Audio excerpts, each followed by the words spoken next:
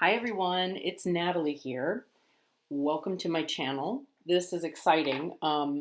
This is a fun tag. I have so enjoyed watching folks' tags over the last few days. It's really gotten me through a lot. And I tried actually filming a video yesterday, and the sound quality was so poor. I decided to try refilming it today. I went to edit it, and it was just appalling. So welcome. If you're new here, I do all kinds of stuff. I do all kinds of crazy things. Let's get to that first deck. So 5 decks. The first one I'm going to throw out there is the Dame Darcy Witchy Cat Tarot, which I got last spring along with, in this type of box instead of the fancy one, as like a package deal from none other than the lovely Dame Darcy and her website. I actually think I got it on Etsy as a deal. And I actually also pre-ordered the Dame Alice, which is due to come out anytime now in a new printing. But yeah, this is a really fun deck. I have a black cat who looks like the black cat in the, maybe if we get to it, in the, God, I love that card. It's, I think, the 4 of Pence. And I've had this one, yeah, all spring. I had to kind of discipline myself at that point not to go diving into it right away, although I did a little bit, because, you know, I wanted to kind of save it for this time of year, just for fun, because that's kind of how I roll. And it's also why it's in this video, because I'm excited about working with it and playing with it. And yeah. Where is that little that little pentacle? It's got to be back here somewhere. As you'll notice, if you're someone who's been on this channel for a while, totally not in my own house right now. I'm dog sitting for a friend, so you may hear one of the dogs sound off at some point. There we go. It looks so much like my cat. Yeah, so I'm dealing with that right now, which is also nice because it means a week off. But yeah, the style of this deck, the kind of melodramatic feel and influence, and I love everything about it. I used to teach a lot of plays from this time period, you know, the time period that she's sort of borrowing from, which she refers to as Victorian surrealism, which kind of is and is not a thing. Both. Kind of want to do a video about it. I really, really do. I have all the visual imagery and research and everything from that time period. I love this Hermit. It's just a cool deck. It's a cool deck. It's a fun time. You know, we're looking at like European decadence, and it's just fun. Oops, sorry about the movement. I'm not used to doing the potato cam anymore because I finally figured out how to do the regular phone as a thing. And then my my tripod's not quite working right, so fun times. This is just how it goes. Okay, so let's see. Deck number 2 is going to be pretty familiar because I've done so many videos on it lately. It's the Serpent and the Peacock. I am completely in love with this deck, folks. It is just exquisite. It's so pretty, and it's just so well done. Oh, here we go. Anyhow, this is the deck, and I am in love with it. It is a really, really pretty deck. I know I've heard other people comment that they feel like it's not, you know, like there's some inconsistencies with it, or that it is, I don't know. I mean, I've heard a number of different things. Like in some areas, it's a little bit blurrier than others, and so on. I think she did a great job with the kind of imagery that's available. You know, without physically traveling to the place where some of these images are, and while still wanting to create a deck that is cohesive and whose meanings actually reflect what you intended. And with not the most like high level photo editing skills ever, I think she did a great job. you know. It is what it is. It's a collage deck. I really love it. It is the medieval train wreck artwork that I thoroughly get a kick out of. Um, it feels so relevant to me right now for so many reasons, including, you know, a practice that I've been working with in great depth for the last year, and had worked with previously, but really the depth has happened over the last year while working towards being certified in it. So, you know, it's just a really cool deck. I love all this is Iblis, who is both good and bad in Islamic religion. Yeah. So, you know, she's pulling and drawing imagery from all over the medieval era and compiling it in to make this deck, which I think it's fantastic, and it reads like a dream. My third deck is the Lonely Dreamer Tarot. And again, I think I'm in love with this deck. No, I know I'm in love with this deck, but I have not yet put out my unboxing of it. And I also did a really, like a fantastic deck interview with it that I also decided to go ahead and put up. It has got this, you know, foam insert, so when the cards do slide, and they do, you can just kind of reach in and pick them up. Not a big deal at all. And then it slides back in. It actually is wonderful because it doesn't interrupt the artwork. You can really get the full scope of the artwork on the inside, and you can remove it or keep it, you know, either way. I kind of like it, so I keep it in there because it keeps the cards stable. Oh, what's happening there? Probably damage I did to it, which is alarming because I tend to do that. Anyway, the cards get damaged when you shuffle them and work with them, which I've done a lot of in the last few days. So this is the Lonely Dreamer Tarot. The backs are stunning. I'm really in love with it. It is it's a deck that's been curated from the artwork of Odilon Redon, who's a French artist, and I have another deck that's also comprised of his artwork, called the Le Noir of Odilon, and I love that deck too. I keep meaning to read the two of them together and have not yet managed that, but it will happen. And that's partly why I was interested and curious about this one, although I saw somebody do a reading with it in a post, and I was just riveted by the image, went to go look up what deck is that? What deck is that deck? And found out it was this one. And I had sort of not really, I think as I recall, it registered with me to some degree that it was even happening. And it was at a moment where I was just switched off. And not paying much attention, and so it just didn't fully register. But I'm glad that I found it because it's exquisite. The cardstock is linen. It's just gorgeous. It shuffles like a dream because it's linen, and yeah, I absolutely love it. So that's the Lonely Dreamer Tarot. The guidebook, I should say too, is fantastic. You know, the paper, the cover paper quality isn't great, but what it lacks in that, it makes up for in content by a long shot. It's, you know, it has her reasoning and ideas behind how she curated some of it together. If you're into doing the Drop 'em 78 with Mindful Tarot, and she's got what the acronym means, there's everything in here from Esther's channel. It's a great resource in the guidebook because now I know what, you know, regardless of which deck I choose, in the end, I know exactly how to follow that process. And it's kind of got me nerded out and excited. So that is the Lonely Dreamer. My fourth and fifth deck are going to be kind of, I think, a little surprising for viewers of my channel. Sorry, I had to get a little drink there. For non-viewers of my channel, you'll be like, what? I don't understand.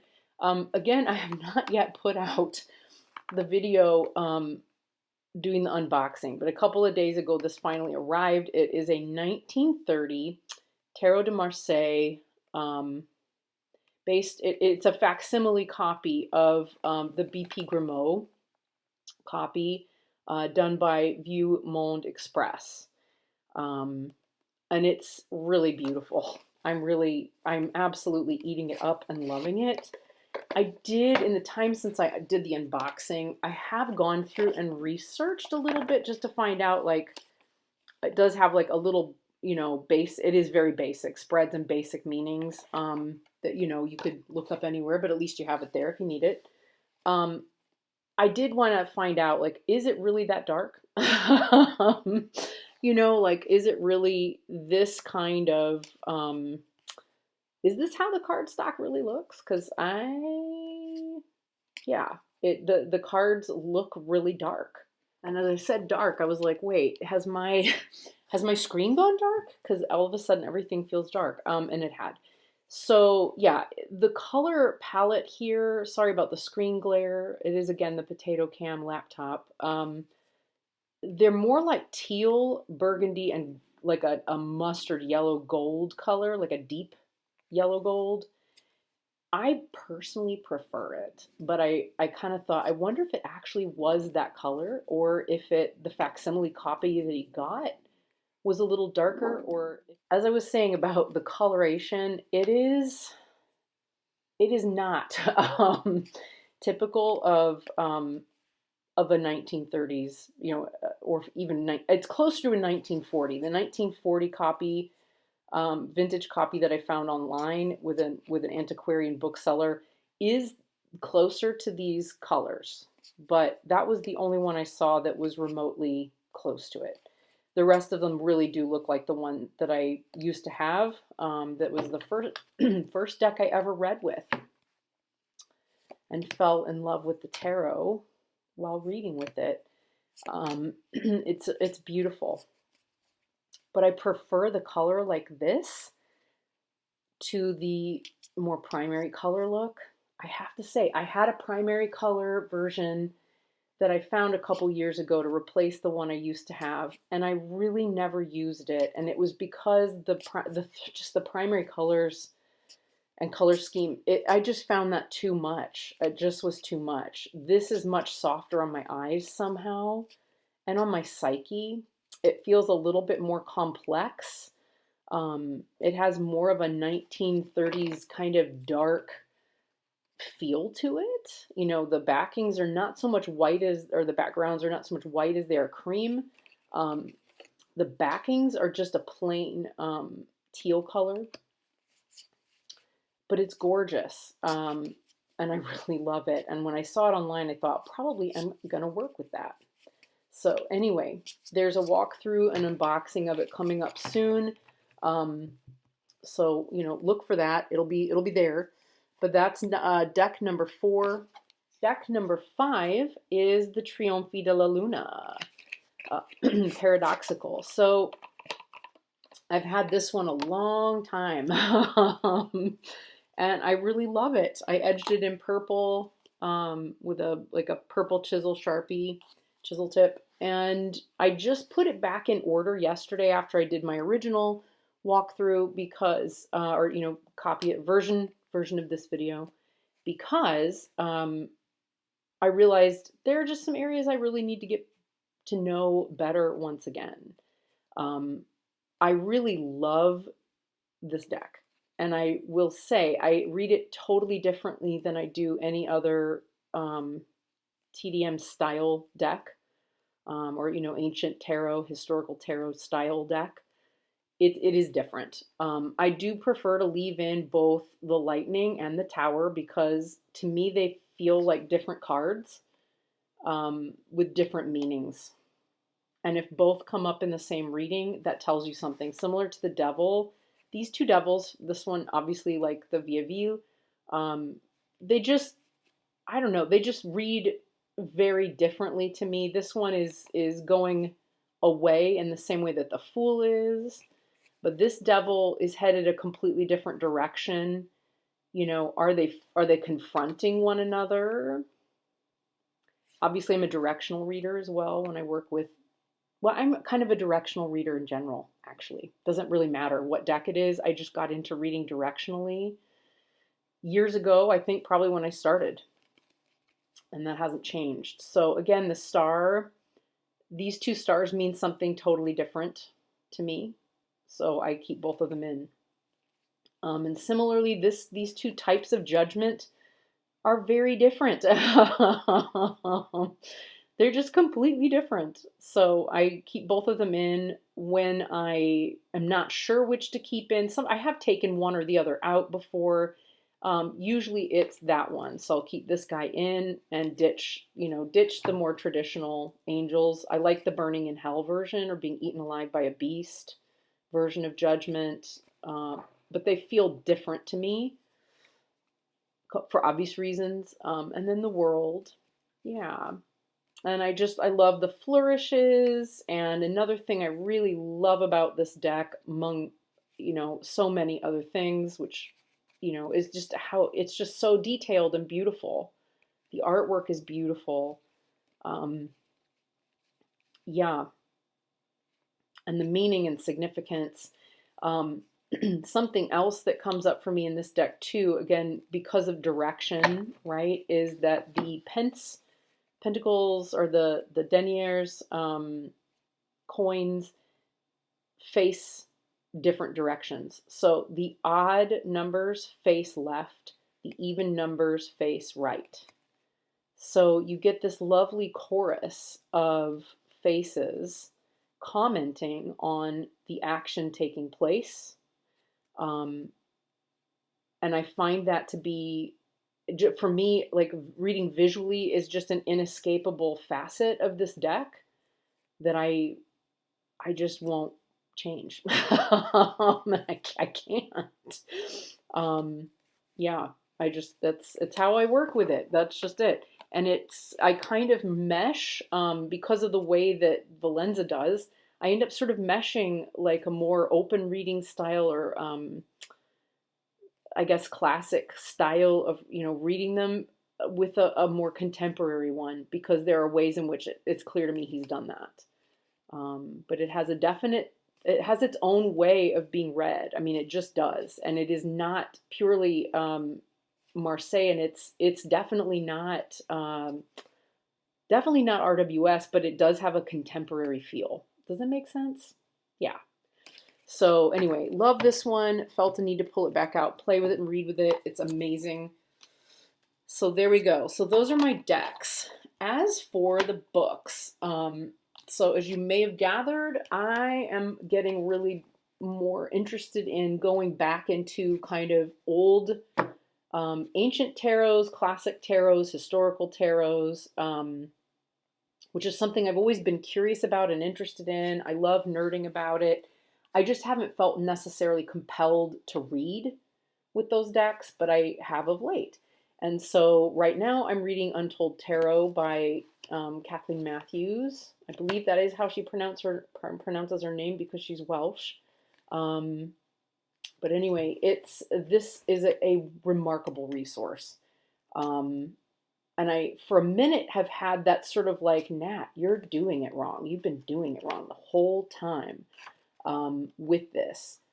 But that said, I also feel like I haven't, because the more I kind of get into this and dive more deeply into the pages, it's like, no, actually, it's not wrong. It's still in harmony. This is just slightly different.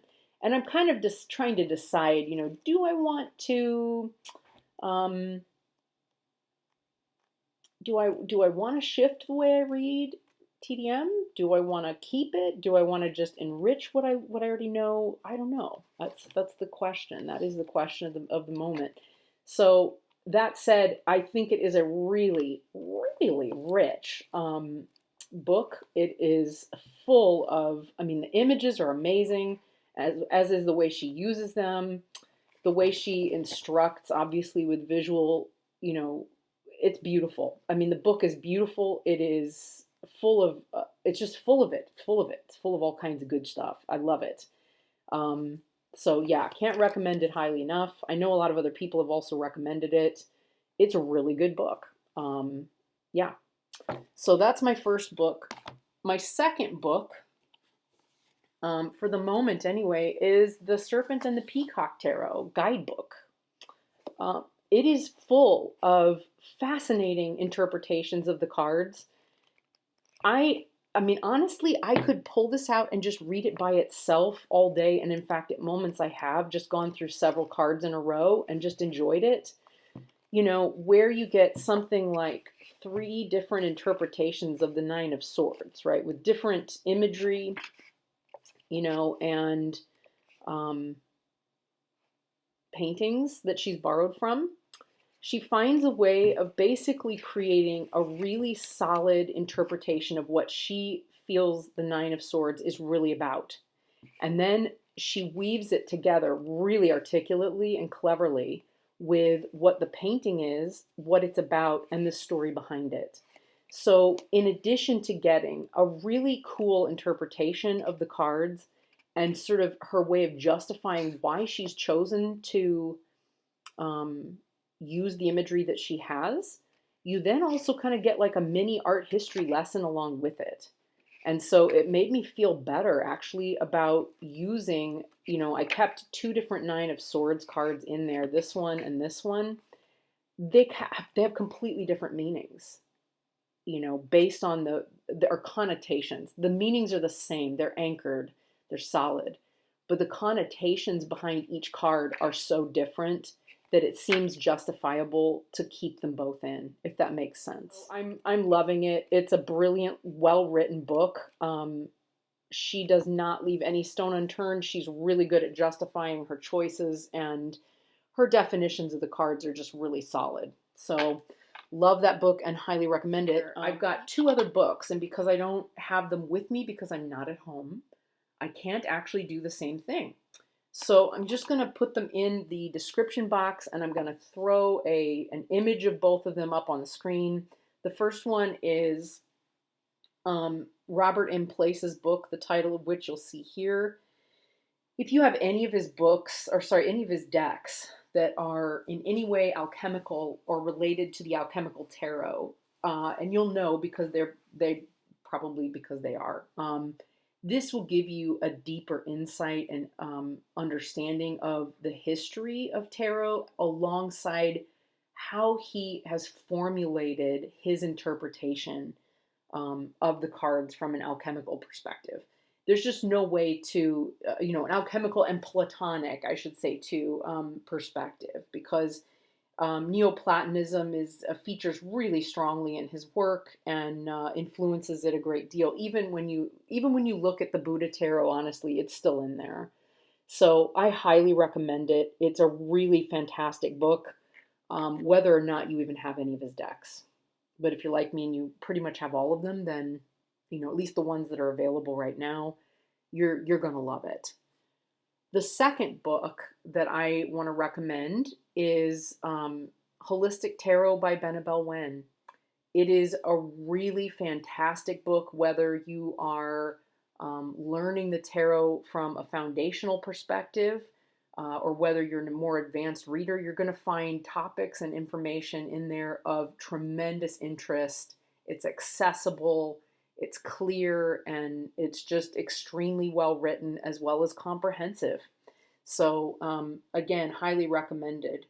As for 3 tarot spreads, my favorite, absolutely bar none, it has to be the opening of the key and the general reading, which was championed by Paul Foster Case.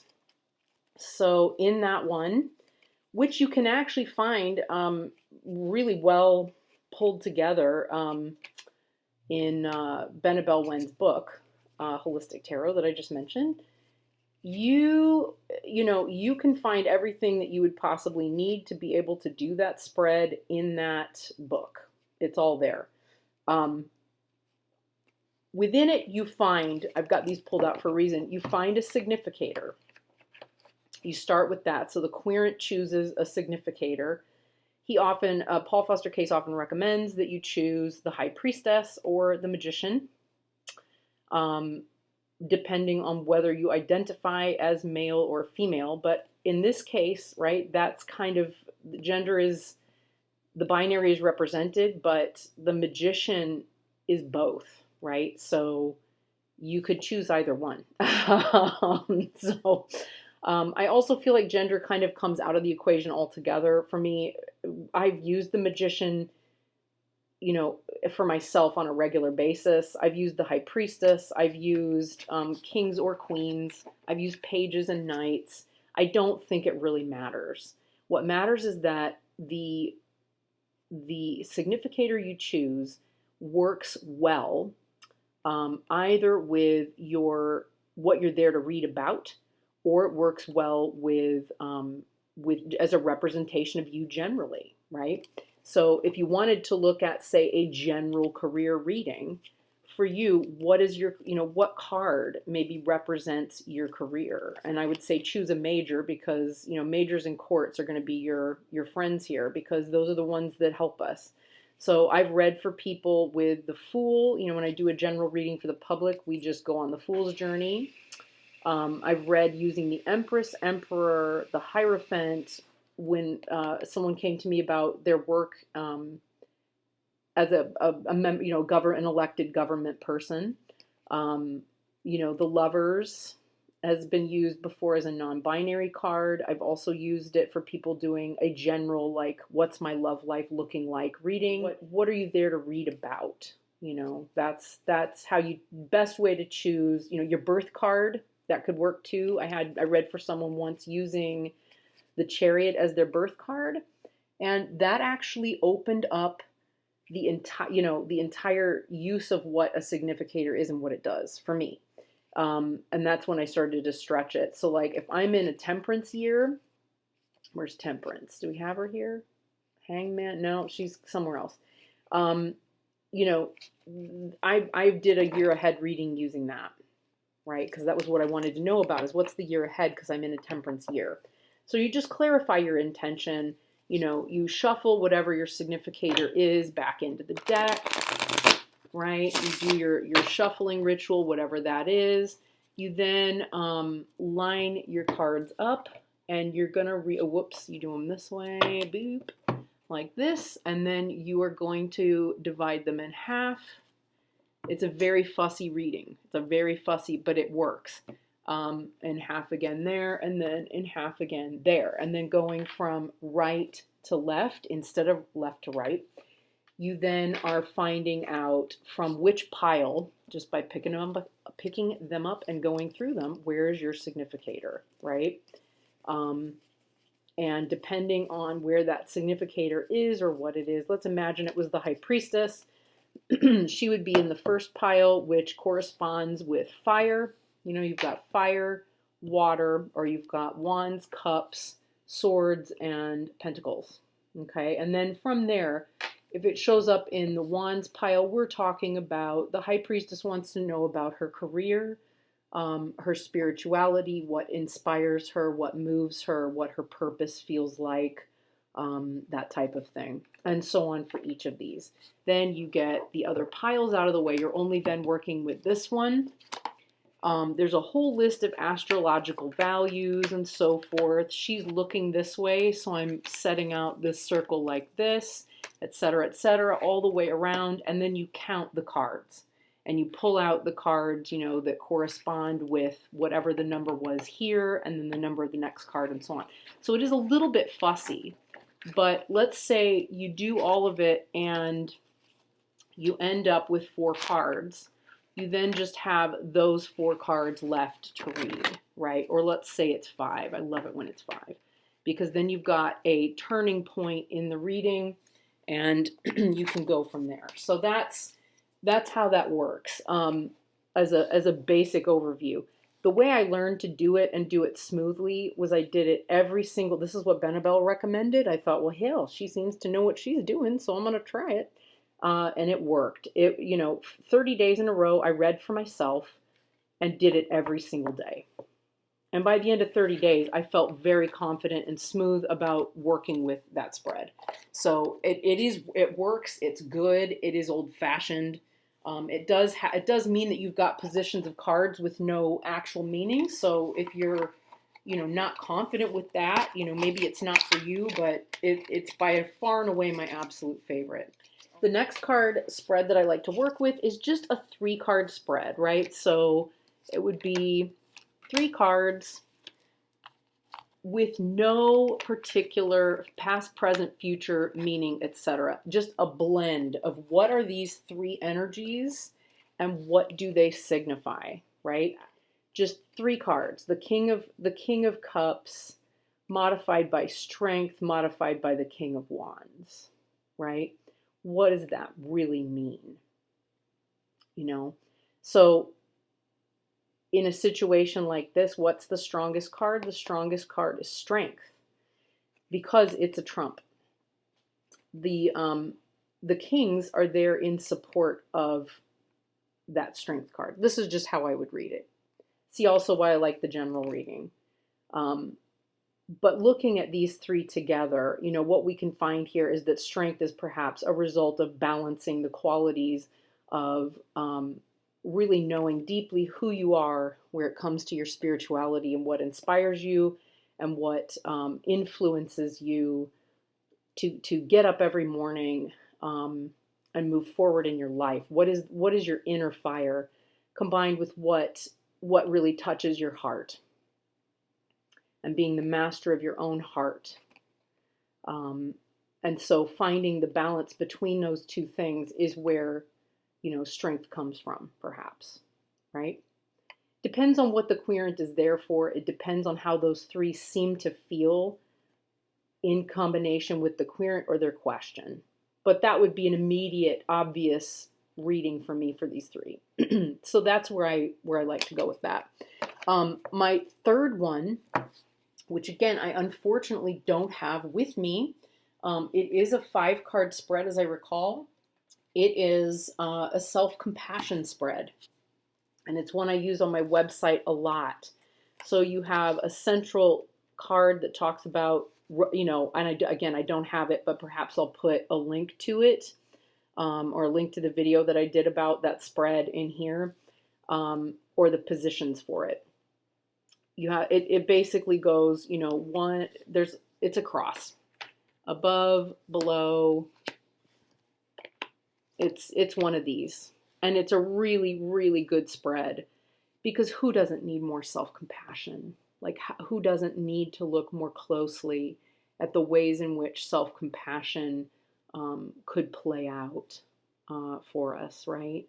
So highly recommend this spread. It really kind of stops your mind from being able to justify why you're bad or tell you why you're not enough. It's a really beautiful spread. I don't often use it myself, but it has remained one of my best-selling spreads on my website or on my Etsy store, and with querents, because a lot of times people come to me and they're just suffering. So highly, highly recommend this one. Wish I had a copy of it with me that I could actually pull out of my little book, but we just improvise where we have to. So moving on to habits. So let's talk about my weird habits or idiosyncrasies that I have around cards. One of my idiosyncrasies would be that I like to shuffle 9 times. So the first 3 are always, if I can, they're nearly always a riffle shuffle. These guys need to be broken in real bad. So it's good for me to practice with this one. So there's a riffle 1, 2, and 3. We'll get there. And then once it's been riffled 3 times, I overhand 6 times. Right? And then after I've done that overhanding of 6, then I choose the cards. If I'm working with just 3 cards, if I'm working with positions where there's a question before each card, each position means something and has a specific question or prompt to it, then as I choose that, I will think about that position and the prompt, take a breath in, exhale, and then cut the deck, there's usually a really distinct one like it was there. And there's my first card. And there's my 3 cards. But as you can see, unless I've got plenty of time to really work with that, it's not really very convenient, right? Highly, highly idiosyncratic. Way too much. So that's habit 1, would be the way into the reading, right? With the 9 shuffles and then the breathing and cutting. That is, yeah, it just depends. You know, I do that variation when I'm doing the general spread as well, or the general reading and the opening of the key. The other idiosyncratic thing I do is when I'm finished with a reading or a deck, I will shuffle it, riffle it 3 times. There we go. And then I knock 3 times, right? Just to clear it. Anything left is out. It started as a little thing, like the knocking thing was something I just started doing when I was reading heavily on the lines, where you sometimes can't even shuffle. You have to do like, you know, what Tarot Oracle does on his channel, where he's just like, okay, we'll take this card and we'll go here and take this card, and that one wanted to come with us, so we'll just work with those, right? And let's see, we'll add a 4th card. There we go. There's number 4. And then he'll go ahead and read, you know, whichever cards he's working with there, okay, and interpret. That's essentially what I had to do when I was on, like, reading the lines heavily, because there is no time to be idiosyncratic. It's just annoying, and nobody got time for that. Nobody's there. I couldn't do it to people because they're paying so much money. So I couldn't do it then, and I would just put the cards back in, you know, while I was chatting away with the person when they're done with that deck or that question. You know, and if I was moving on and didn't know if I'd need this one, I would just give it 3 knocks and pick up the next thing, or the dice, or the bones, or whatever I was going to use next to answer another question. What I've been doing lately is trying to get away from those 2 idiosyncratic things. When I used to do a lot of reading with TDM, there was no time for that there either. And we didn't cut, you know, couldn't cut the deck because you're putting out way too many cards. So you'd shuffle it, maybe cut to a particular place in the deck, and then just start laying down your cards, right? To see what patterns start emerging. What kinds of figures, what kinds of people do we have? We have somebody that's really screwed something up pretty bad, right? Put a real spanner in the works. You know, it may be like a conflict with a mother and a sibling. We've got the good sibling here. You know, whose life is in balance, and everything that he's bringing, you know, this way into the picture is good. The mother's turned her back on the son who's thrown the spanner in the works, and there we go. Now, what else do we want to know about them moving on, right? There's going to be a lot of changes coming up with the 3 in that. You know what I'm saying? Like, there's a change of heart, perhaps, a new direction, and it's towards more compassion, collaboration, empathy. Yeah, that used to be how I would read, and it's been a long time. But you can see, like, it's a very immediate way of interpreting what's there. Right. But that's what I'm trying to get back to. So I've been reading a lot in front of the television to kind of get a sense of who are these characters and what are they like, and how do those interpretations start to come together. But yeah, so that's kind of where I'd like to go with this. That if I could choose one card that I want to embody, I'm going to say it's the Knight of Wands, because of this particular Knight of Wands. So this is from the Serpent and the Peacock. And what I love about it is that it's a knight, it's a woman, it's a female Knight of Wands, and it's Venus. And she is holding her heart, which is on fire with compassion and with a passionate view of compassion. And she's holding it aloft, riding into space with it, with a gentle horse. It's a black horse, so there's in some way she's aware of her own darkness and aware of her own, you know, her own shadow, but she loves it, she owns it, and it accompanies her everywhere she goes with great tenderness. It's also a horse that's not galloping, it's not even trotting, it's sort of almost like a dressage look, but it's, you know, because of the lift, high lift of that front leg, but you know, it's a gentle, measured, mindful way of coming into a space on a horse, and I love that. So that is definitely the way I would like to approach that sort of fiery aspect of myself, that is impassioned and passionate about things, but which also is never separate from a sense of being compassionate. Yeah. All right, so a big thanks to Kelly Bear for this super fun tarot tag, and a huge thanks to you if you're still here watching, and I will see you again in the next one. Bye.